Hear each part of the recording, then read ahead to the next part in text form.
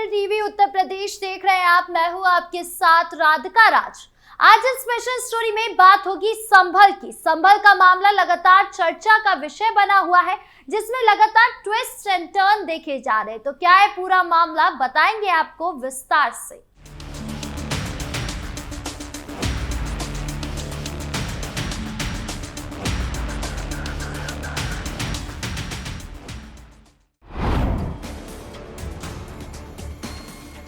UP के संभल जिले के एक गांव में नदी के पास जमीन से अचानक पानी का धारा फूटा, जिसके बाद वहां थोड़ी खुदाई की गई। खुदाई के दौरान जमीन में 3 पत्थर निकले, जिससे शिवलिंग बताया गया। जमीन में शिवलिंग मिलने की बात आग की तरह पूरे गांव में फैल गई और भारी संख्या में लोग शिवलिंग को देखने के लिए उमड़ने लगे। इतना ही नहीं, गांव के लोगों ने जमीन में से ही मिले पत्थर को शिवलिंग मानते हुए उसकी पूजा अर्चना करने शुरू कर दी। जहां शिवलिंग मिला वहां लोगों की भीड़ लगी हुई थी। मेले जैसा माहौल बन गया। लोगों को खुशी में झूमते नाचते देखा जा रहा था। जानकारी के अनुसार जमीन से शिवलिंग के मिलने का ये मामला मकसूदनपुर गांव का है। यहाँ बगद नदी के किनारे जमीन से मिले पत्थर को शिवलिंग मानकर उसकी पूजा की जा रही है। शिवलिंग को देखने के लिए गांव के लोगों की भीड़ उमड़ी हुई है। लोग एक एक करके शिवलिंग की पूजा कर रहे हैं। गांव के लोगों का कहना है कि वो खेत पर काम करने गए तो उन्हें एक जगह से पानी निकलता दिखा। कुछ खुदाई करने पर उन्हें शिवलिंग मिला। जमीन से शिवलिंग मिलने पर श्रद्धा और भक्ति का एक अनोखा नजारा देखने को मिला। गांव के कुछ ग्रामीणों का दावा है कि इसी गांव का रहने वाला एक व्यक्ति इस पत्थर को उठाकर अपने घर ले गया था, जिस कारण वो पूरी रात परेशान रहा और उसके परिवार को भी परेशानी हुई। पूरी रात परेशान रहने के कारण उसे सुबह पत्थर को नदी किनारे स्थापित कर दिया, जहां अब लोगों को मिला है। जंगल में स्थापित शिवलिंग को देखने के लिए आसपास के गांव के लोग भी भारी संख्या में पहुंच रहे हैं। दूर दूर से लोग शिवलिंग की पूजा करने के लिए आ रहे हैं। यहाँ गाना बजाने का सिलसिला भी शुरू हो गया है। कुछ लोगों ने डीजे लगाकर भगवान शिव के भजन बजाए, जिसमें लोग झूमते नाचते नजर आए।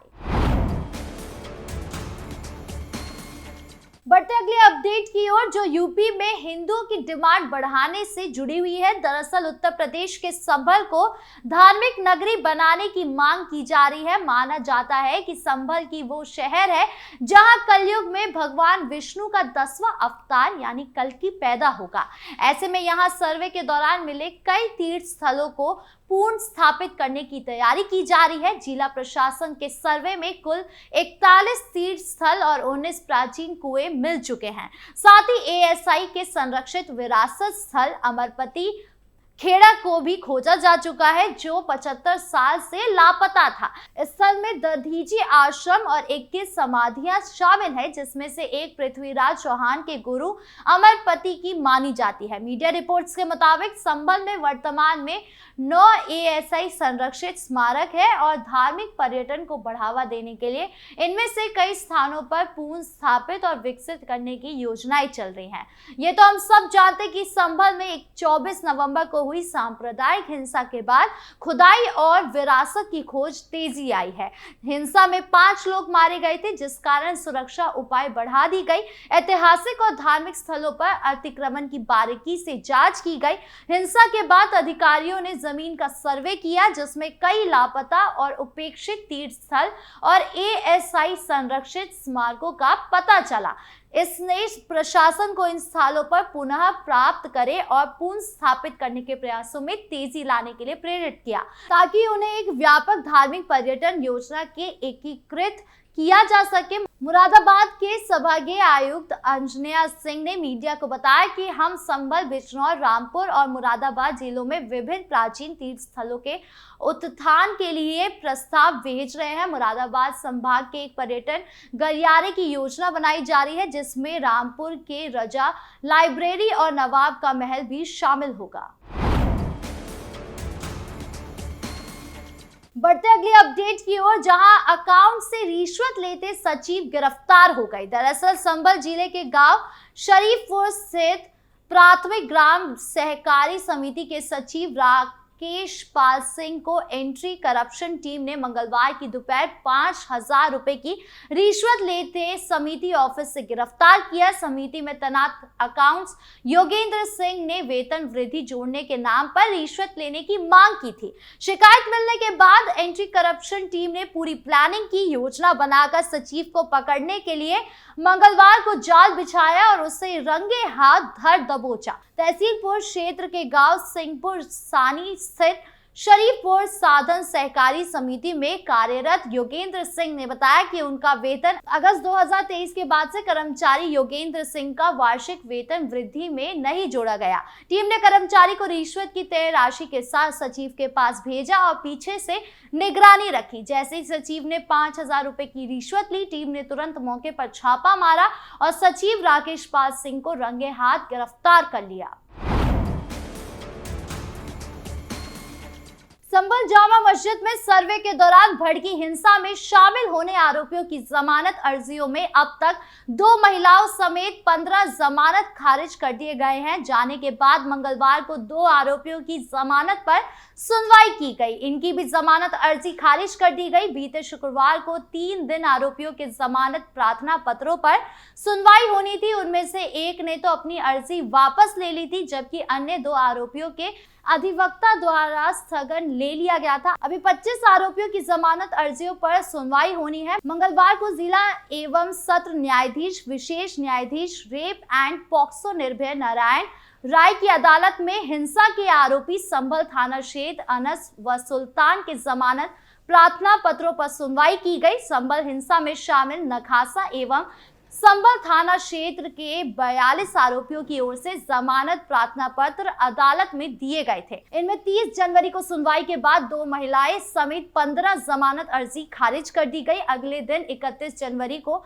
नखासा थाना क्षेत्र के रफी उजमा व संभल कोतवाली क्षेत्र के रहने वाले असद और दिल नवाज की ओर से भी अधिवक्ताओं द्वारा कोर्ट में जमानती प्रार्थना पत्र दिए गए थे, लेकिन 28 जनवरी को इनके स्थगन के लिए प्रार्थना पत्र के आधार पर इन तीनों आरोपियों की जमानत पर सुनवाई 31 जनवरी को होनी थी। इनमें आरोपी रफी उजमा की ओर से दाखिल जमानती प्रार्थना पत्र को उसके अधिवक्ता आफ्ताब हुसैन ने वापस ले लिया था।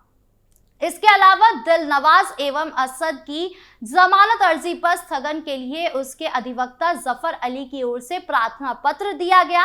इस पर इनकी जमानत पर सुनवाई के लिए 7 फरवरी नियत की गई। इसके लिए साथ ही हिंसा के एक और आरोपी नासिर की ओर से जिला जज की अदालत में जमानत के लिए अर्जी अधिवक्ता मसूद अहमद फारूकी की ओर से दे दी गई थी, जिसके संबंधित न्यायालय के स्थानांतरित कर दिया गया। इस पर 10 फरवरी को सुनवाई की जाएगी। बता दें कि संभल की जामा मस्जिद को हरिहर मंदिर होने का दावा पेश किए जाने से पहले 19 नवंबर और दोबारा 24 नवंबर को मस्जिद का सर्वे किया गया। इस दौरान हिंसा भड़क गई और जमकर पथराव, आगजनी, तोड़फोड़ और फायरिंग की गई।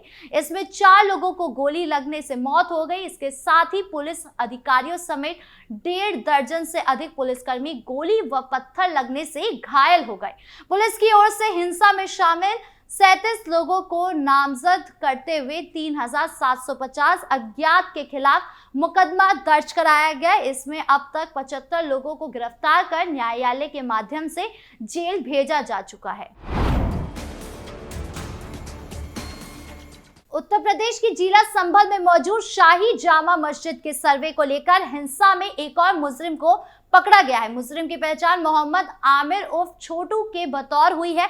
पुलिस का कहना है कि मुजरिम ने ये बात कबूली है कि उसने संभल हिंसा में आगजनी, पुलिस पर पत्थरबाजी और फायरिंग की बात कबूली है। संभल हिंसा मामले में अब तक 74 मुजरिम गिरफ्तार हो चुके हैं, जबकि 67 उपद्रवियों की पुलिस तलाश कर रही है। पुलिस का दावा है कि मुजरिम ने कबूल किया है कि हिंसा के दौरान आमिर ने अपने साथियों ने कहा था कि हमारे धर्म का मामला है, हम सबको इकट्ठा होकर मुकाबला करना होगा। पुलिस ने दावा किया था कि मुजरिम ने बताया है कि सभी लोगों ने इकट्ठा होकर हिंदूपुरा, खेड़ा और नखासा तिराहे पर पहुंचकर पुलिस पर पथराव और फायरिंग की थी। पुलिस ने गिरफ्तार मुजरिम को कानूनी कार्यवाही के बाद जेल भेज दिया। अब मुजरिम को गिरफ्त में लेने से क्या कुछ और राज बाहर आएंगे, ये देखने वाली बात होगी और संभल का मामला क्या रुख लेता है ये भी देखना होगा। आपको क्या लगता है कमेंट बॉक्स में जरूर बताएं। वीडियो अच्छी लगी हो तो लाइक शेयर करें और चैनल को सब्सक्राइब करना ना भूलें। नमस्कार।